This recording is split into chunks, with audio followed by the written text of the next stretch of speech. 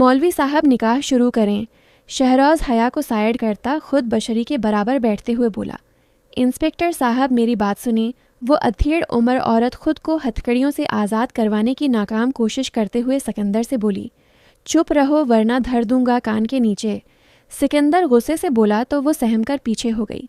हया ने एक नज़र सिकंदर को देखा जो इस वक्त संजीदगी से खड़ा निकाह होते देख रहा था। ऐसा लगता था कि वो हया को जानता ही न हो। निकाह के बाद सिकंदर ने शहरोज़ को मुबारकबाद दी। ताई और मिसबाह कलस कर रह गईं। इनके किए कराए पर पानी फिर गया। शहरोज़ यकीन करो मुझे बिल्कुल नहीं मालूम था कि सौबिया ने बशरी का सौदा किया है। फरकान साहब बोले। फरकान साहब मैंने कोई सौदा नहीं किया, ये झूठ बोलते हैं। सौबिया तड़क कर बोली, झूठी मकार औरत तो ने हमसे 20 लाख रुपए लिए हैं। इस लड़की के हम जेल गए तो भी जाएगी।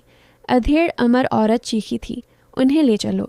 सिकंदर ने कांस्टेबल को हुक्म दिया तो वो अधेड़ अमर औरत और इसके बेटे को ले गए। सिकंदर ने आगे बढ़कर सौबिया और फरकान की हथकड़ी खोल दी। अपनी बीवी को लगाम दें वरना एक दिन बहुत जलील करवाएगी, वो उन्हें कहकर शहरोज़ को लिए बाहर चला गया। आप ही चलें कमरे में। हया बशरी को लेकर कमरे में चली गई।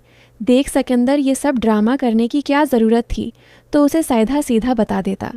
तेरी आगे बात बनी नहीं तो ने मज़ीद बगाड़ दी। सिकंदर ने शहरोज़ को हया के बारे में बताया तो वो सर पकड़ कर रह गया। यार मैंने सोचा था कि अगर इसे मुझसे मोहब्बत करनी हुई तो ऐसे ही कर ले। पुलिस यूनिफॉर्म में देखकर तो हर लड़की मरती है मुझ पर। वो गर्दन अकड़ा कर बोला, मगर मैं नहीं मरती। हया की आवाज़ पर दोनों चौंके। वो चलती हुई उसके करीब आ गई। मैं तुम जैसे घटिया और धोखेबाज लड़के से नफ़रत करती हूँ समझी। हया गुस्से से दानत पैस कर बोली। हया प्लीज़ एक बार बात तो सुनो। सिकंदर बेबसी से बोला, मगर वो तनफन करती वहाँ से निकल गई। आप यहाँ क्या कर रही हैं? शहरोज़ बशरी को ढूंढता हुआ इसके कमरे में आया तो वो सोफे पर बैठी नजर आई। कुछ नहीं, आपको कुछ चाहिए? वो हड़बड़ा कर उठी। आप शायद भूल रहे हैं कि हमारा निकाह हो गया है तो उसूलन आपको मेरे कमरे में होना चाहिए। शहरोज़ ने जताती नज़रों से उसे देखा, लेकिन वो कुछ कहती मगर हया कमरे में दाखिल होती उसकी बात काट गई। लेकिन कुछ नहीं। जीजो आप चलें, मैं आपकी दिलाहन को लाती हूँ। शहरोज़ मुस्कुराकर कमरे से निकल गया मगर बशरी उसे घूर कर रह गई। हया ताई अम्मी, वो बेबसी से बोली। ताई अम्मी कुछ नहीं कर सकते, अब शादी हो गई है आपकी। वो अदा से अपनी टील पूनी हिलाकर बोली। बशरी को एक सरख रंग का शरारा पहनाकर उसे तैयार करके वो इसे शहरोज़ के कमरे में बैठा आई। शहरोज़ इस वक्त वाशरूम में मौजूद था। हया उसे बैठाकर कमरे से निकल गई। वो कन्फ्यूज सी अंगलियां मरोड़ती हुई बैठी थी। वाशरूम का दरवाज़ा खुलने पर इसका दिल ज़ोर से धड़का। शहरोज़ मुस्कुराकर इसके पास आकर बैठ गया। माशा अल्लाह, वो इसका हुसैन चेहरा देखकर बेअख्तियार बोला। बशरी का दिल ज़ोर ज़ोर से धड़क रहा था। शहरोज़ ने उसका हाथ पकड़कर मोहब्बत से उसे देखा। मैं आपको कभी अकेला नहीं छोड़ूंगा, वादा है मेरा। बशरी ने सर उठाकर इसकी आंखों में देखा जहां मोहब्बत ही मोहब्बत थी। आप खुश हैं ना? बशरी ने उससे सवाल किया। बेहद खुश हूँ, वो मुस्कुरा कर बोला। आपको किसने बताया ये सब? मतलब आप तो अगले हफ्ते आने वाले थे ना? बशरी ने कुछ याद आने पर पूछा। मुझे मेरी साली पल पल की खबर दे रही थी। जब आपने उसे अपनी दोस्त के घर भेजा तो वो रास्ते से ही वापस आ गई थी। घर का माहौल देखकर इसने मुझे वापस आने का कहा और मैं सब कुछ छोड़ छाड़ कर अपनी रानी के पास आ गया। शहरोज़ ने उसे सारी तफसील बताई। शुक्रिया, बशरी ने मुस्कुरा कर कहा। इन्ना हो, ऐसे शुक्रिया नहीं चलेगा, अपना इनाम मैं खुद वसूलूंगा। वो शरारत से बोला तो बशरी खुखलाकर हिंस दी। फरकान साहब से अच्छी भली बेइज्जत होने के बाद सौबिया अब गुस्से से भरी बैठी थी। मैं उसे छोड़ूंगी नहीं, उसने मेरा बेटा छीन लिया, अब सब कुछ मेरे हाथ से निकल जाएगा। नहीं नहीं, मैं ऐसा नहीं होने दूंगी। वो पागलों की तरह खुद से बातें कर रही थी। वो अभी सोने लेटी ही थी जब उसके मोबाइल पर अनजान नंबर से कॉल आने लगी। पहले तो उसने इग्नोर किया मगर दूसरी तरफ कोई पागल हो गया था। कॉल पर कॉल किए जा रहा था। हेलो जी, क्या क़यामत आ गई है? जो इस वक्त कॉल पर कॉल कर रहे हैं आप? वो गुस्से से कॉल रिसीव करते ही बोल पड़ी। एक बार बात सुन लो प्लीज़। सिकंदर की आवाज़ पर उसने गुस्से से कॉल काट दी। फ़ोन दोबारा बजने लगा तो उसने मोबाइल ही ऑफ कर दिया। धोखेबाज फ्रॉड पीछे ही पड़ गया है। वो बड़बड़ाती हुई आंखें मूंद गई। 1 مہینہ اور گزر گیا۔ اس دوران حیا نے دوبارہ سکندر کو نہیں دیکھا تھا۔ تائی اپنے کمرے میں بند رہتی تھی۔ شہروز اور بشری کا زیادہ وقت گھومنے پھرنے میں ہی لگتا تھا۔ کل حیا کا پہلا پیپر تھا۔ وہ کمرے میں بیٹھی جی جان سے پڑھائی کر رہی تھی۔ اے لڑکی، ملازمہ چھٹی پر ہے، چل کچن سمیٹ دے، تائی امی دھڑام سے دروازہ کھولتی ہوئی بولی، اور یہ جا وہ جا۔ وہ اٹھی اور دروازہ لاک کر کے پھر سے پڑھنے لگی۔ شور کی آواز پر وہ اٹھ کر باہر گئی۔ نوکر نہیں ہے وہ کسی کی جس کو کھانا چاہیے وہ خود بنا لے، شہروز صوبیہ کو کہتا بشری کا ہاتھ پکڑ کر کمرے میں چلا گیا۔ پیپر کافی اچھا ہو گیا، میرا ایزی تھا۔ وہ ماہی کے ساتھ گراؤنڈ میں بیٹھی پیپر کے متعلق باتیں کر رہی تھی۔ حیا وہ دیکھ، ماہی نے گیٹ کی طرف اشارہ کیا تو اس نے گردن موڑ کر دیکھا۔ سکندر پولیس یونیفارم میں آنکھوں پر چشمہ سیٹ کرتا کالج میں داخل ہو رہا تھا۔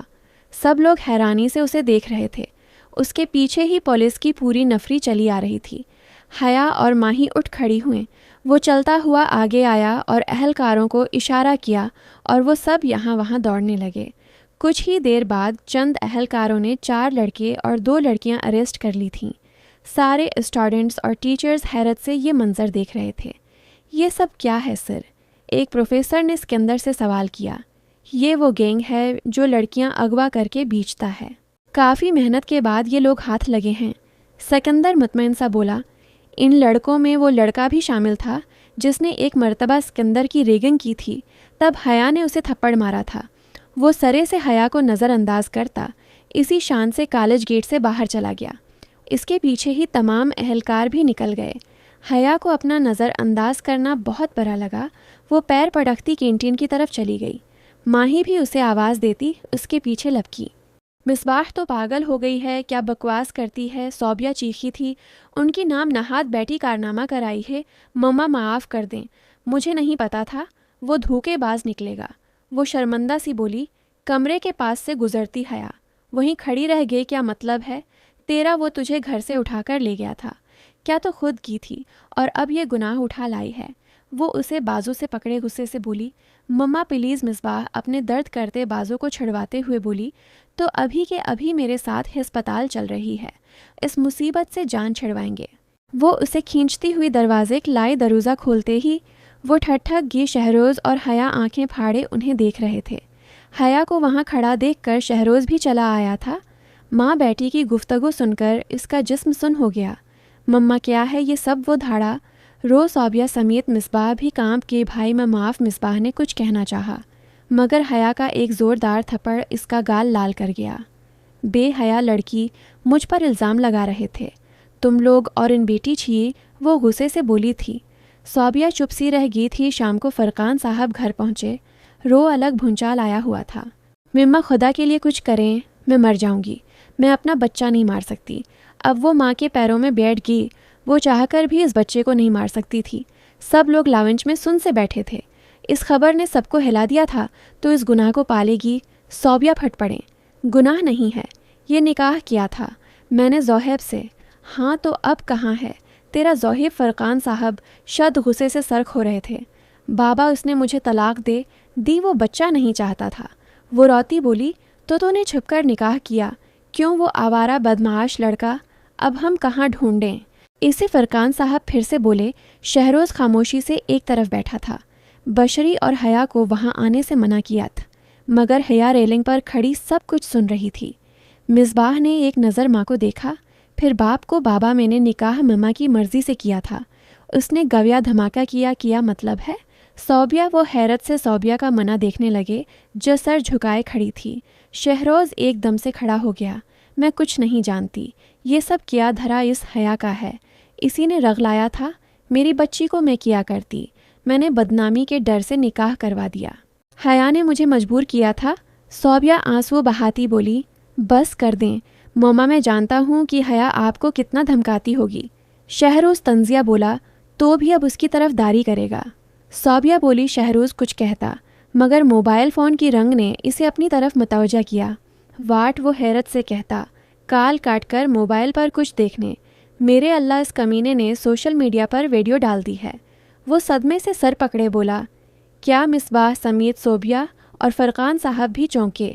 اس نے سوشل میڈیا پر مصباح کی ویڈیوز وائرل کر دی ہیں۔ شہروز آنکھیں پھاڑے موبائل کو دیکھ رہا تھا۔ اتنے میں پھر سے فون بجا اور پھر فون پر فون لوگ فون کر کر کے مصباح کے کارنامے کی خبریں دے رہے تھے۔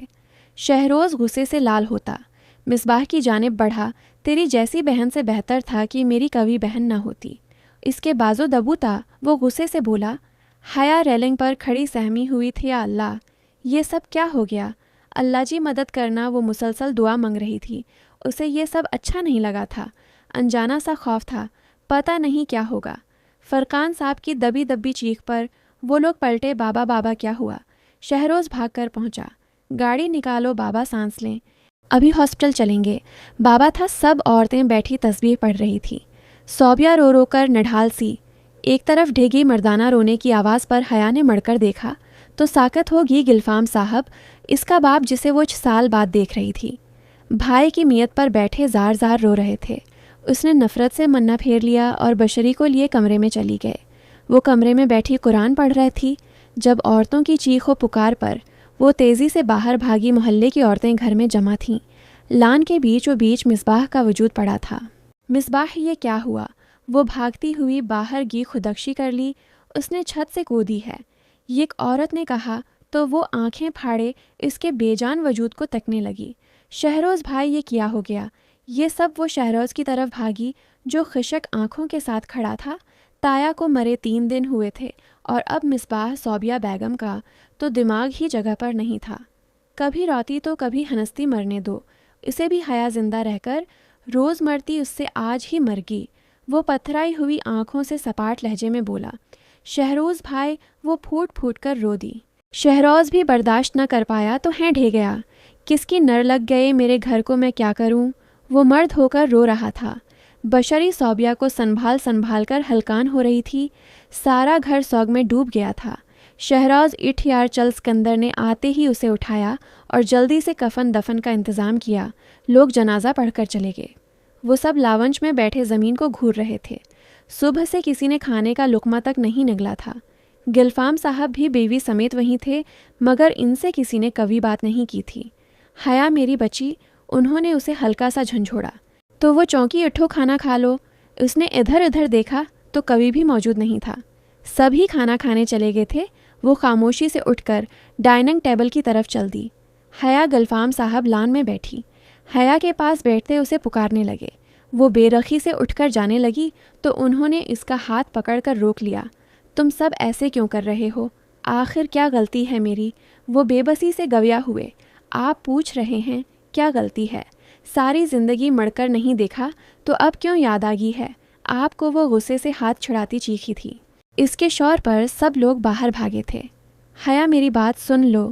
ایک بار وہ کھڑے ہوتے مند کے انداز میں بولے، انکل آپ کیا چاہتے ہیں؟ کیوں آئے ہیں یہاں؟ شہروز نے سنجیدگی سے پوچھا۔ میں اپنے بچوں کے پاس، ان کی بات ختم ہونے سے پہلے۔ حیا چیخی، کون سے بچے؟ کس کے بچے؟ جب ہم اذیت میں تھے تب کیوں نہیں آئے؟ جب میری ماں مری تب کہاں تھے؟ جب میری کردار کشی ہوئی، میری بہن نے اذیتیں جھیلی ماریں کھائیں، تب کہاں تھے آپ؟ وہ گلا پھاڑ کر چیخی تھی۔ اس کی ٹیل پونی ڈھیلی ہوتی، کندھوں پر جا لگی تھی۔ میں آیا تھا، بہت بار آیا تھا۔ گلفام صاحب رندھی آواز میں بولے تو سب چونکے تھی۔ میں مطلب؟ شہروز نے اچنبے سے پوچھا۔ مطلب یہ کہ ہم یہاں بہت مرتبہ آئے مگر دھتکارے گئے۔ جواب گلفام صاحب کی دوسری بیوی توبہ نے دیا تھا۔ بشری نے حیا کو دیکھا تھا۔ حیا گہری سانس لے کر کرسی پر ڈھے گئی۔ تمہاری تائے صوبیہ اور مرحوم فرقان صاحب ہمیں دھکے دے کر نکال دیتے۔ چوکیدار تک کو منع کر رکھا تھا کہ ہمیں گیٹ سے ہی دھتکار دیا جائے۔ تمہاری ماں کے مرنے پر حیا اور بشری کو ملنے ہر مہینے ہم امید لیے آتے تھے اور بے عزت ہو کر جاتے رہے۔ توبہ توبہ کہتی چلی گئی۔ گلفام صاحب کی آنکھوں سے آنسو بہہ رہے تھے۔ اپنوں کی جدائی نے مار ڈالا۔ مری غلطی صرف اتنی تھی کہ میں نے دوسری شادی کر لی، پھر لوٹ کر آنا نصیب ہی نہ ہوا۔ میرا سگا بھائی مجھے دھتکارتا رہا۔ وہ پھوٹ پھوٹ کر رو دیے تھے۔ بشری ان کے پاس جا کر بیٹھ گئے۔ ابا روئے مت، ہم ساتھ ہیں نا۔ گلفام صاحب نے اپنی بیٹی کو سینے سے لگا لیا۔ حیا بھی پتھرائی آنکھوں سے انہیں دیکھ رہی تھی۔ ساری عمر غلط فہمی میں گزری تھی۔ وہ ایک دم ہوش میں آتی۔ باپ کی جانب بھاگی ابا گلفام صاحب نے اپنی دونوں لاڈلیوں کو سینے میں بھینچ لیا۔ وہ بس اسٹینڈ پر کھڑی کب سے بس کا انتظار کر رہی تھی۔ سورج آگ برسا رہا تھا۔ آج اسے بس کے ذریعے جانا تھا کیونکہ مصروفیات کے باعث کوئی اسے لینے نہیں آ سکتا تھا۔ آج آخری پیپر تھا جو اس نے کافی اچھب کیا تھا۔ اب بس کالج سے چھٹیاں تھیں، پسینوں پسین ہوتی وہ یہاں وہاں ٹہل رہی تھی۔ اکا دکا لوگ وہاں موجود تھے مگر زیاد رش نہ تھا۔ تھک کر وہ بینچ پر بیٹھ گئی پچھلے کچھ دنوں میں گھر کا ماحول خوشگوار ہو گیا تھا مگر اس کے اندر ایک بے چینی سی تھی۔ اس کی وجہ شاید سکندر تھا جو وہ اسے دوبارہ نظر نہیں آیا تھا۔ بس آ چکی تھی۔ وہ سر جھٹکتی اٹھ کر بس میں سوار ہو گئے۔ گھر میں داخل ہوتے ہی عجیب افراتفری مچی ہوئی تھی۔ سب لوگ بھاگم بھاگ لگے ہوئے تھے۔ بشری کچن میں تیزی سے کام کر رہی تھی۔ ملازمہ بیٹھک صاف کرنے میں مصروف تھی۔ گلفام صاحب اور ان کی بیوی نہ جانے کیا بحث کرنے میں مصروف تھے۔ صوبیہ تو شوہر اور بیٹی کی موت سے اپنا ذہن توازن کھو بیٹھی تھیں، اس لیے انہیں علاج کے لیے مینٹل ہاسپٹل میں ایڈمٹ کروایا گیا تھا۔ شہروز بازار سے سامان لے کر گھر میں داخل ہوا۔ ارے حیا، تم آگی چلو، جلدی سے تیار ہو جاؤ۔ پھر مما مدد کر دو بہن کی شہروز اسے کھڑا دیکھ کر بولتا۔ کچن میں چلا گیا۔ کوئی مہمان آ رہا ہے کیا؟ وہ کچن میں آتی بولی۔ ہاں، تمہارے رشتے والے آ رہے ہیں، بشری نے مصروف انداز میں اسے بتایا۔ کیا مطلب؟ وہ چونک کر بولی۔ تم کمرے میں چلو، میں آ کر بتاتی ہوں۔ بشری نے اسے کچن سے باہر دکھیلا تو وہ کمرے میں چلی گئے۔ آپ ہی میں شادی نہیں کرنا چاہتی پلیز، وہ صدمے سے بولی تھی۔ اس کے رشتے والے آ رہے تھے اور وہ لوگ جلد ہی شادی کرنا چاہتے تھے۔ لڑکے والے شہروز کی جان پہچان والے تھے، اس لیے وہ مطمئن تھا۔ کیوں ساری عمر ہمارے سینے پر منہ گدلوگی؟ کیا توبہ کمرے میں داخل ہوتی اسے چھیڑنے لگی۔ آنٹی پلیز، وہ بے بسی سے بولی۔ آنٹی حیا، میں آنٹی ہوں، توبہ حیرت سے بولی۔ سو سوری میں بھول جاتی ہوں۔ امی حیا زبان دانتوں میں دباتی خفت سے بولی۔ توبہ اسے 100 بار بتا چکی تھیں کہ انہیں امی بلایا کرے مگر وہ ہمیشہ بھول جاتی تھی۔ دیکھو حیا، جو بھی ہو شادی تو ہوگی ہی اور تمہارے بابا بھی یہی چاہتے ہیں، اب تمہاری مرضی ہے۔ وہ دونوں اسے سمجھاتی باہر نکل گئے۔ وہ بیڈ پر بیٹھ گئی، نہ جانے کیوں عجیب سی بے چینی تھی۔ کیا میں سکندر کو چاہتی ہوں؟ وہ خود سے سوال کرنے لگی۔ نہیں، میں کیوں کسی لڑکے کو پسند کرنے لگی؟ اسے اگر محبت ہوتی تو نہ ہی مجھے نظر انداز کرتا اور نہ ہی اتنے دنوں تک غائب رہتا۔ یہی ہوتی ہے محبت، ذرا سی بے عزتی پر ہی اوقات دکھا دی۔ وہ خود کو خود ہی جواب دیتی۔ تیار ہونے چلی گئے۔ رشتہ پکے ہو چکا تھا۔ لڑکے کی بہن اور ماں حیا کو انگوٹھی پہنا کر جا چکی تھیں۔ سننے میں آیا تھا کہ بہن شادی شدہ ہے۔ گھر میں لڑکا اپنی ماں کے ساتھ رہتا ہے۔ والد چند سال پہلے فوت ہو گئے تھے۔ فی الحال لڑکا شہر سے باہر کسی کام سے گیا ہوا ہے۔ شادی کی تاریخ اگلے مہینے کی طے ہوئے۔ سچی؟ تیری شادی؟ ماہی حیرت سے چیخی۔ ہاں سچی، وہ سنجیدگی سے بولی۔ ماہی حیا کے گھر آئی ہوئی تھی۔ پیپرز ختم ہو چکے تھے، سو وہ دونوں کالج سے فری ہی تھیں۔ حیا نے پہلے تو اسے اپنے گھر میں گزری قیامت کے بارے میں بتایا تو وہ افسوس کرنے لگی مگر رشتے کی بات بتاتے ہی اس کا منہ حیرت سے کھل ہی گیا تھا۔ تو خوش نہیں ہے؟ اس کی خاموشی کو بھانپتے اس نے سوال کیا۔ اداس بھی نہیں ہوں، بس کبھی فیلنگز نہیں آ رہی ہیں۔ وہ گہری سانس لیے بولی۔ اچھا لڑکے کی پکس تو دکھاؤ، ماہی نے جھٹ فرمائش کی۔ میں نے نہیں دیکھا لڑکا، اس نے بیزارگی سے کہا۔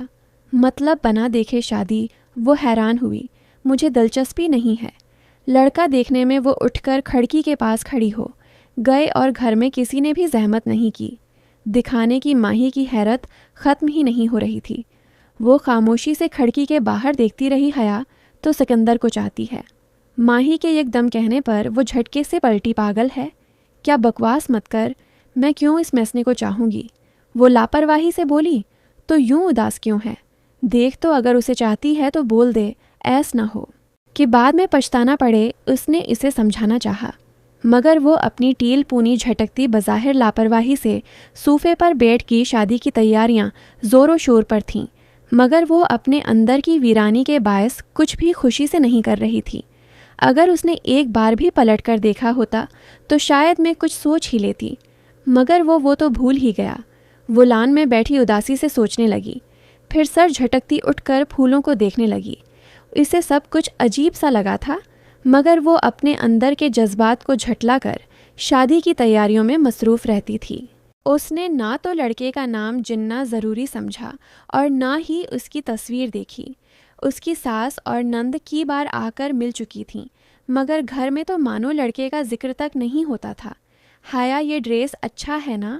میں نے یہ مہندی پر پہننا ہے۔ اور یہ بارات پر بشری اسے اپنی کی گی شاپنگ دکھا رہی تھی اور وہ بے دھیانی میں سب دیکھ رہی تھی۔ حیا میری جان اداس مت ہو، ہم تجھ سے ملنے آتے رہیں گے۔ اسے غم سمسا دیکھ کر گلفام صاحب نے اسے اپنے ساتھ لگایا تو وہ رو پڑی۔ نہ جانے اسے کیا غبار تھا کہ وہ روتی رہی، کسی نے اسے چپ نہیں کروایا۔ اپنا غبار اس نے آنسو کے ذریعے نکالا اور مطمئن سی ہو گی اپنے باپ کی پسند پر اسے پورا بھروسہ تھا، اس لیے وہ مطمئن ہو گی آخر وہ دن آ ہی گیا۔ آج اس کی مہندی تھی، سب لوگ ہی خوش تھے۔ ماہی اس کے ہاتھوں پر مہندی لگا رہی تھی، وہ سب کو خوش دیکھ کر خوش تھی۔ ذہن سے ساری سوچیں جھٹک کر وہ مطمئن ہو گئی تھی، ماشاء اللہ دلہن وہ بہت پیاری ہے۔ ایک عورت نے اس کے ماتھے پر بوسہ دیا تھا۔ اپنی تعریف پر اس نے ادا سے اپنی ٹیل پونی جھٹکی اور ماہی کو دیکھنے لگی۔ اس پونی کو کھول دو، آج مہندی ہے، کچھ اچھا سا سٹائل بنواؤ۔ وہ اس کی پونی کھینچتی بولی۔ اس کے بھوری ریشمی بال ایک دم اس کی کمر پر لہرا گئے۔ کسی نے بہت غور سے اس کے بال دیکھے تھی، اس کے چہرے پر تو مسکراہٹ تھی مگر آنکھوں کی ویرانی پر وہ شخص مسکرا اٹھا۔ مہندی کے فنکشن کے لیے اسے تیار کرنے پارلر والی آ چکی تھی۔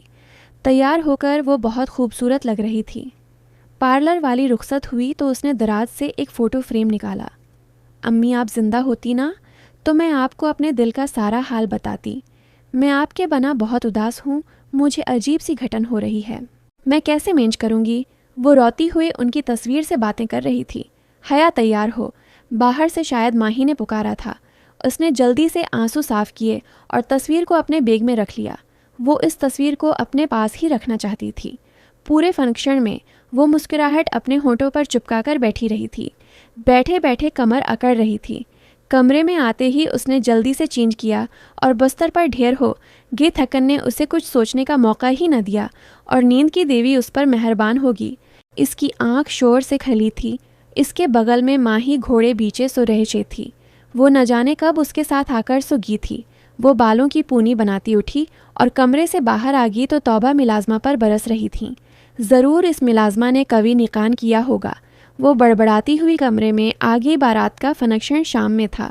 اصولہ تو اسے سو جانا چاہیے تھا تاکہ شام کو وہ تھکی ہوئی نہ ہوتی، مگر اسے نیند نہیں آئی تو وہ ٹیرس پر چلی گئی۔ آج بادل چھائے ہوئے تھے، یقینا بارش لگنی تھی۔ وہ کاف دیر یوں ہی ٹہلتی رہی، اپنے ہاتھوں پر لگی مہندی کو گھورتی رہی۔ مہندی کا رنگ کافی گہرا آیا تھا۔ وہ سر جھٹک کر نیچے آنے لگی۔ بھوک بھی اب زوروں سے لگنے لگی تھی۔ یوں ہے پورا دن ماہی کی بونگیاں سنتے، کبھی بشری کی ایموشنل باتیں سنتے اس کا گزر ہی گیا۔ اس کے دل میں نہ کبھی خوشی تھی اور نہ غم، بس بے چینی تھی۔ نہ جانے کیوں وہ دلان بنی سٹیج پر بیٹھی ہوئی تھی۔ ماہی بار بار اسے چھیڑ رہی تھی۔ حیا میں نے دلہا دیکھا ہے، ابھی بہت خوبصورت ہے، ہنڈسم بہت ہے۔ وہ اس کے گھونگٹ میں منادیے سرگوشی کر رہی تھی۔ ماہی میرے گھونگٹ سے باہر نکلو، سب لوگ دیکھ رہے ہیں۔ وہ چڑھ کر بولی، ارے کچھ نہیں ہوتا، سنو تو ماہی لاپرواہی سے بولی۔ اس سے پہلے کہ وہ مزید کچھ کہتی، نکاح خواں سٹیج پر آئے تو وہ خود ہی گھونگٹ سے باہر کو نکلی تھی۔ اس کی ہتھیلیاں پسینے سے تر ہو گئی تھوں، کچھ ہی دیر میں وہ کسی اور کی ہو جائے گی۔ عجیب بے چینی نے اس کے پورے جسم میں ہلچل مچا دی تھی۔ کیا آپ کو سکندر شاہ ولد اکبر شاہ حق مہر 50 لاکھ سکا؟ رائج الوقت کے یہ نکاح قبول ہے۔ وہ سکندر نام پر چونکی، کیا اس کا نام بھی سکندر ہے؟ واہ قسمت کے کھیل تو دیکھو۔ جس نام سے دور بھاگتی تھی اب وہی ساری زندگی سننا پڑے گا۔ وہ عجیب انداز میں سوچتی سر ہلانے لگی۔ حیا کیا ہوا بولو؟ نہ بشری نے اس کے کان میں سرگوشی کی تو وہ ہوش میں آئی، ججی قبول ہے۔ اسی طرح 3 مرتبہ کہتے ہی مبارکباد کا سلسلہ شروع ہوا۔ وہ اب کسی اور کی ہو چکی تھی، لیکن وہ عجیب سی بے چینی وہ ختم نہیں ہو رہی تھی۔ دلہا نہ ہی اندر آیا اور نہ ہی اس نے کبھی تصویر لی۔ عجیب دلہا تھا۔ رخصتی کے وقت وہ گلفام صاحب کے سینے سے لگی، خوب روئی، سب سے ملتے ملتے آخر میں وہ بشری کے گلے لگی۔ تو بچپن کی تمام حسین یادیں اس کے ذہن میں گھوم گئی ماں کو یاد کر کے اس کے رونے میں شدت آگی، ہر آنکھ عشق بار تھی اس کا رونا، یا پھر وقت کا زیاد دلہے سے برداشت نہ ہوا تو وہ لمبے لمبے ڈگ بھرتا اندر داخل ہوا۔ سفید شلوار قمیض پر بلیک واسکٹ پہنے وہ خوبرو شہزادہ اپنی دلان کی جانب بڑھا اور اسے باہوں میں بھر لیا۔ رونا دھونا بہت ہوا، اب ہن چلتے ہیں، گھمبیر آواز میں کہتا وہ اسے لیے گاڑی میں لے گیا۔ سب لوگ اس کی حرکت پر ہونک بنے دیکھتے رہ گئے۔ وہ اسے گاڑی میں بٹھا کر خود ڈرائیونگ سیٹ پر آیا اور گاڑی بھگا لے گیا۔ حیا نے اپنی سانسوں کو سنبھالتے ہوئے گردن ٹیڑھی کر کے دلہے کو دیکھا تو ساکت رہ گئی، کیا یہ سچ ہے یا پھر مجھے غلط فہمی ہوئی ہے؟ وہ سکتے کے عالم میں اسے دیکھتی رہ گئی، مگر وہ سب سے انجان گاڑی چلانے میں مگن تھا۔ چند رسموں کے بعد اسے سجے ہوئے کمرے میں بٹھا دیا گیا تھا۔ وہ اب تک صدمے کی حالت میں بیٹھی اس چہرے کو سوچ رہی تھی جسے اس نے گاڑی میں دیکھا تھا۔ یہ کیسے ہو سکتا ہے؟ وہ بار بار خود سے سوال کر رہی تھی۔ یوں ہی حیران پریشان سی بیٹھی تھی جب کمرے کا دروازہ کھلا اور ایک وجود بڑی شان سے چلتا ہوا اس کے قریب کھڑا ہو گیا۔ وہ تیزی سے بیڈ سے اتری اور اس کے سامنے کھڑی ہوگی۔ یہ سب کیا ہے سکندر؟ وہ اب یقین کر چکی تھی کہ وہ سکندر ہی ہے۔ اس کے چہرے کی مسکراہٹ یہی بتا رہی تھی۔ ہماری شادی ہے اور کیا؟ وہ مطمئن سا کہتا۔ اسے آگ لگا گیا۔ مطلب یہ سب تمہارا کیا دھرا ہے؟ تم نے دھوکے سے شادی کر لی؟ مجھ سے وہ صدمے سے چیخی تھی۔ ریلکس یار کیا ہو گیا ہے؟ شوہر سے ایسے بات کرتے ہیں کیا؟ وہ کہتا اپنی جیکٹ اتار کر ہینگ کرنے لگا۔ سکندر مجھے کچھ بتاؤ گے؟ وہ اب بھی حیران تھی۔ حیا کے نخرے جب سکندر سے مزید برداشت نہ ہوئے تو اس نے شہروز سے اس بارے میں بات کی۔ شہروز پہلے تو حیران ہوا، لیکن پھر اس نے سکندر کو ایک عجیب پلین بتایا۔ گھر میں سب کو یہ بات بتائے گی کہ دلہے کا نام، اس کی تصویر اور اس کا کچھ بھی حیا کو نہیں بتانا ہے۔ ماہی نے اس سب میں سکندر کا بہت ساتھ دیا تھا۔ حیا کے بدلتے جذبات اسے چہرے سے پڑھے جا سکتے تھے۔ ماہی وقتہ فوقتہ سکندر کو حیا کے بارے میں ساری انفارمیشن دیتی رہتی تھی۔ مطلب سب لوگوں نے مل کر مجھے بیوقوف بنایا اور میں یوں ہی گھل رہی تھی۔ وہ دکھ سے بولی۔ اپنے اندر کی بے چینی کی اصل وجہ اسے اب سمجھ آ رہی تھی۔ تم کس کے غم میں گھل رہی تھی؟ سکندر نے آئی برو اچکا کر پوچھا۔ کسی کے نہیں، بس۔ یوں ہی وہ ہڑبڑا گئے۔ اب کیا خیال ہے؟ اس نے سنجیدگی سے پوچھا۔ تو وہ چونکی کس بارے میں؟ میرے ساتھ خوشی خوشی رہنا ہے یا پھر یہاں بھی لڑنا ہے؟ اس نے شرارت سے آنکھ ونک کی تو اس نے سر جھکا لیا۔ تم بہت برے ہو۔ اس کے بازو پر مکا مارتی۔ وہ ہنستی تو سکندر بھی مسکرا اٹھا۔ پاگل کہیں کی،